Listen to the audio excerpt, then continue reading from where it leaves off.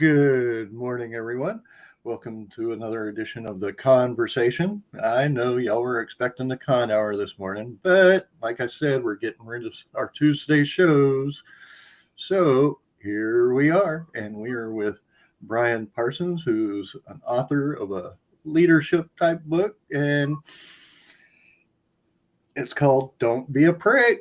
And how often can you say that without getting in trouble? So, welcome, Brian, to the show. Oh, thanks for having me, Greg.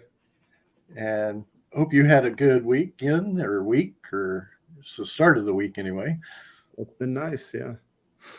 So, tell us a little bit about the book and the leadership aspects of it. Sure. Well, like you said, the book is called "Don't Be a Prick." It's really just the culmination of 20 years worth of serving in diverse leadership roles and putting different experiences into my blender, developing a leadership philosophy, and then communicating the leadership philosophy in a really kind of unique way. This book is kind of a departure from other leadership books in that it stylistically looks more like a children's book for adults. And what I was aiming for was just sort of trimming the fat off and all the fluff and getting rid of it and getting just straight down to the point. So now you had a lot of experience in order to create this book, if I'm correct. I did. I started out as it was my son heading off to work. I started off in early childhood education, very early in my teen years. Enlisted in the Marine Corps in the early 2000s, and after serving in a myriad of roles there, I transitioned to corrections for the state of Colorado, and I worked there for about 15 years before exiting just earlier this year to start pursuing this line of work. Now, like I said, one of my questions is always inspiration. Now, with this, was there something that triggered you in order to write this book, or what really inspired you to write this? So I'm always here for the success of other people. I love leaders. I love leadership. I'm a perpetual student of leadership. I'll be learning about it clear into my 90s if I'm lucky enough to make it that far. What really triggered this book was, we've talked a little bit before we went live about some of your experiences as well. So as you work with different agencies or in different organizations or in different capacities as a leader, your library tends to grow as a leader. And so, I mean, I've got, drawers and shelves full of leadership books all around here somewhere. I always say I've never read a bad leadership book. I've never read a book by an unqualified leader. I have read some long leadership books though. And one of the things that it's I'm not going to say it's necessarily negative, because there has to be an element of credibility for leaders to get their audience's attention. Why should I listen to this guy, or why should I listen to this woman when it comes to leadership? And so I understand the statements of credibility. I don't need 30 pages in a book full of self-important narrative. The author feeling the need to explain in great detail why they felt the need to write a leadership book. We know why we're here. And so what I wanted to do is I wanted to write a book that skipped through all that. I used the poetry in the book as a mnemonic device. So in other words, if you're in the thick of it and, things are going down, you're being hit from all angles, you can recall some of these principles very quickly. Because they're memorable. Like I said, stylistically, it reads kind of like a children's book for adults, and that was pretty deliberate. It's because I wrote the leadership book that I wanted to read. I like children's books. Hey, we all have our own little platform. I mean, nothing wrong with that whatsoever. But with that being said, how many books do you have out? So I have the initial book, Don't Be a Prick, full of foundational leadership principles, and then a companion journal.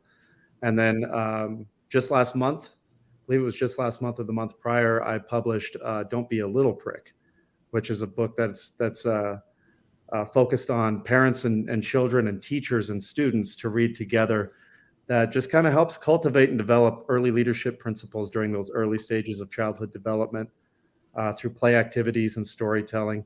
Some of the stories are familiar, from like the Plato era.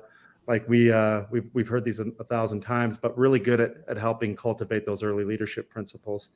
And then I am in the process. I have a forthcoming book that is focused on improving relations between the public trust and law enforcement entities. That is also in the Don't Be a Prick series. Now, like you said, we did talk a little bit beforehand. There's got to be a lot of research with some of this. So I say that the first two, because Don't Be a Prick was written, it was conceptualized, written, illustrated, published all over 3 days. And I can say that, well, that was a really quick process and that it didn't require a ton of research. And I have said that before in interviews, but reflecting back on that, it was actually the culmination of over 20 years of serving in different leadership capacities, whether it was managing a classroom or being a drill instructor, being a nonprofit manager, or whatever it was, that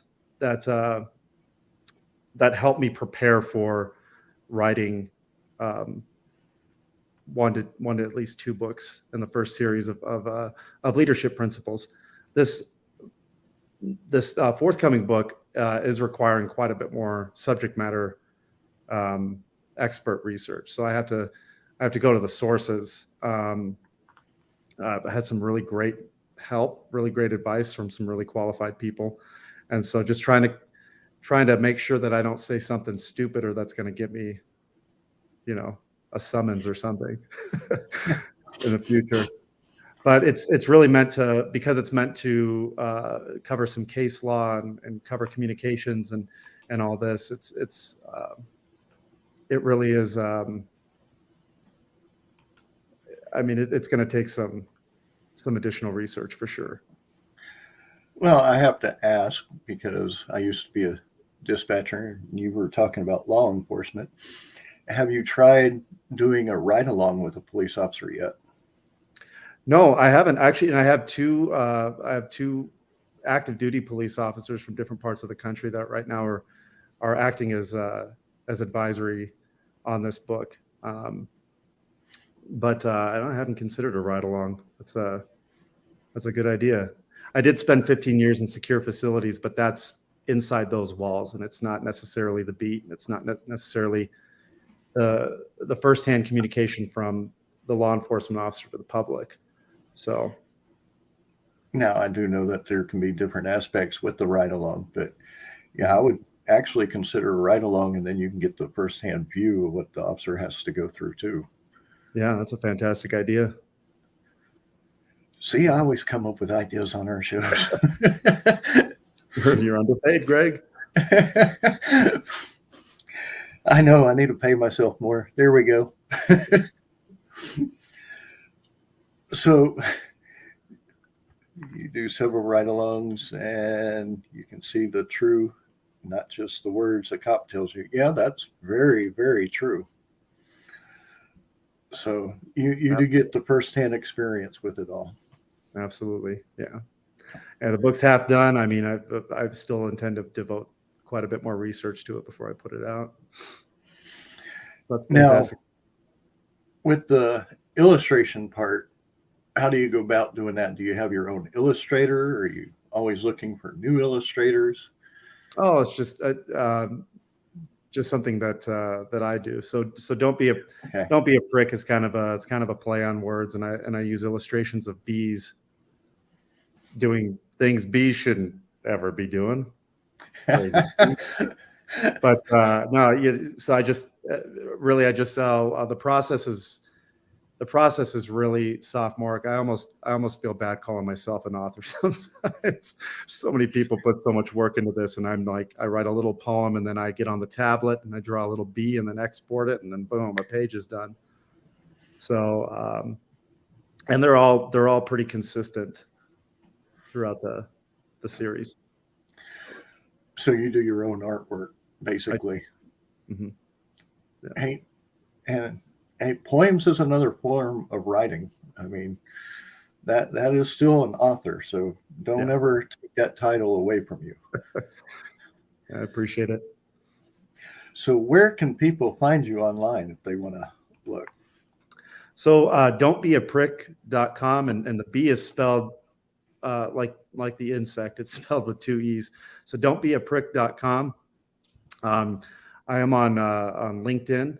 I'm on Instagram with Brian Parsons, author, all one word. And my books are available on Amazon.com, on booksafmillion.com, and barnesandnoble.com. Anywhere self-publications, find their way. Yeah.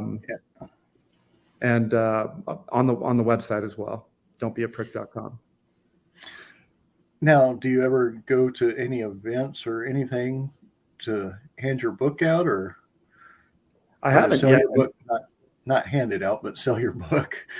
I haven't yet. And to be honest with you, I don't even have a copy of my second book. I need to get on top of that. I don't even have a copy of the book yet, let alone a surplus. So can they go to your website and order it and maybe get a signed copy if they wanted one? If they want the resale value on it to plummet, I'd be happy to sign. Yeah, I actually have I haven't signed any books or anything like that. I would prefer sales through the website, and that's just because I get an extra kickback from Amazon when it's purchased through the website. It doesn't cost the reader anymore, and actually I was able recently to reduce the price and find a kind of an alternate way of controlling the cost of print. So, which was something I wanted to do since publication, was make it a little bit more accessible to people. But I hadn't thought about that, signing books. Now, going with 2 other things here. Is it available on Kindle? It is available on Kindle, and in 2023, and I don't have a projected month for it yet, it'll be available as an audiobook as well. That was going to be actually my next question. So there, you read my mind there. Are you going to do your own reading, or? No, I have a voiceover artist that's lined up for it. That'll be doing a great job, hopefully. That will be awesome. But I do want to thank you for being on our show. Well, thank you very much for having me, Greg. I appreciate you. A pleasure having you. And people, go check out his website, don'tbeaprick.com. It is actually in the comments, and I'm going to be adding it to the Facebook comments, so it will be there also. And Amazon, Barnes and Noble, I think you said Books A Million. Mm-hmm. Yep. And it is on the Kindle, and it will be available soon on audiobook. So everyone, I want to thank y'all for joining the show, and we will catch y'all at the next show, which will be today at 12 p.m. Until then, everyone, adios.